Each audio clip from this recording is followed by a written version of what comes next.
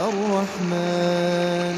علم القرآن خلق الإنسان علمه البيان الشمس والقمر بحسبان والنجم والشجر يسجدان والسماء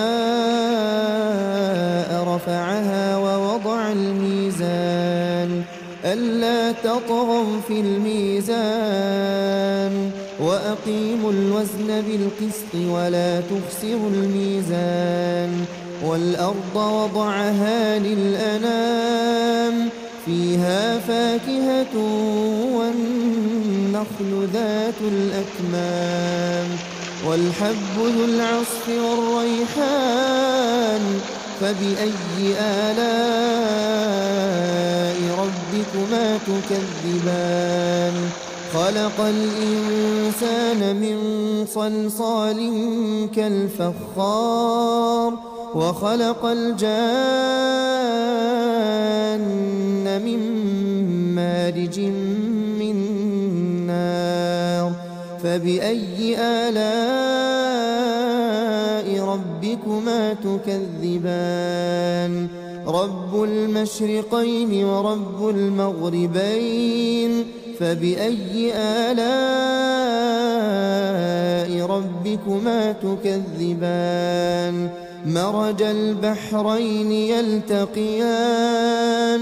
بينهما برزخ لا يبغيان فبأي آلاء ربكما تكذبان يخرج منهما اللؤلؤ والمرجان فبأي آلاء ربكما تكذبان وله الجوار المنشآت في البحر كالأعلام فبأي آلاء